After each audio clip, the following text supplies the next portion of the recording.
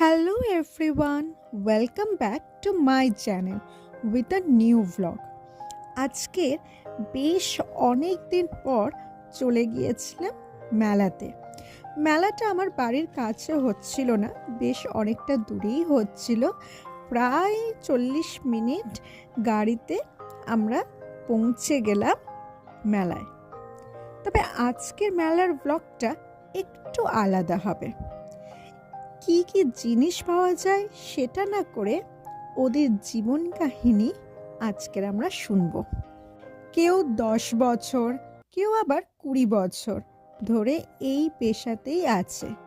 পশ্চিমবঙ্গের বিভিন্ন জেলায় বিভিন্ন রকম মেলাতে এনারা স্টলস দেন। এই বার্ডস নেস্টের হ্যাঙ্গিংটা ওনার দিদি নিজের হাতে বানিয়েছে। এখানে অনেকেই ছিল যারা নিজের হাতে বানানো জিনিস বিক্রি করছিল। অনেকেই বাঁকুড়া, কোচবিহার আরও অন্যান্য জেলা থেকে এসেছে, আবার অনেকে লোকালও ছিল। যারা দূরে থেকে এসেছে তারা কিন্তু রাতে দোকানেই থেকে যায়। মেলা চলে দুপুর 3টে থেকে রাত 11টা অবধি। তারপর দোকানদাররা সমস্ত জিনিস গুছিয়ে বক্সের মধ্যে পুরে তারপর নিজেরা ডিনার করে রাতে শুতে যায়। তবে যুগের সঙ্গে অনেক কিছুই পরিবর্তন ঘটেছে।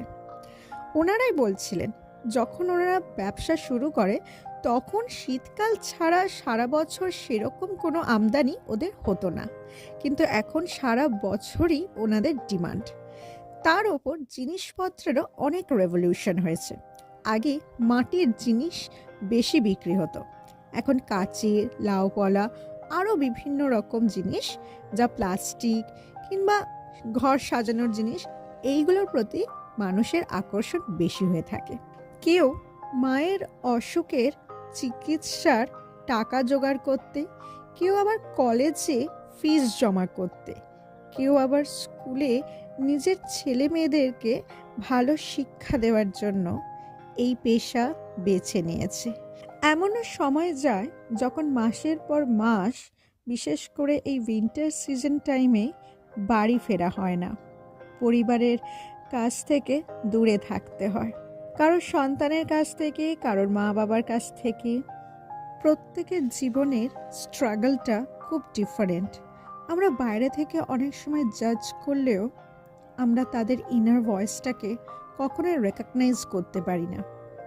আজকের আমরা মেটেরিয়ালিস্টিক লাইফে এতটাই ইনভলভ যে প্রত্যেকে ব্র্যান্ডের পিছনে ছুটছে, ভুলে যাচ্ছে এদের কথা।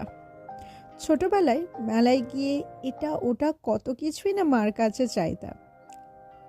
যুগের পরিবর্তনে আজকাল বাচ্চাদেরকে যাই বাবা মার কাছে আবদার করে দেখি অনলাইনে অর্ডার দিয়ে দেয়।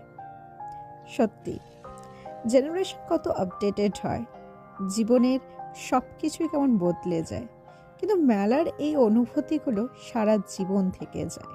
মেলায় দাঁড়িয়ে বার্গেনিং করা, তারপরে এটা নাকি ওটা, কোনটাকে কিনবো এরমভাবে বাছা, এগুলোর মধ্যেও নস্টালজিক আছে, কি বলেন? তবে আজকের এই সকল দোকানদারদের সঙ্গে কথা বলে আমি সবচেয়ে বড় শিক্ষাটা এটাই পেলাম, জীবন সংগ্রাম আর জীবনের মূল ধ্যান হওয়া উচিত কর্ম। কর্মাই ডিফাইন্স ইউ।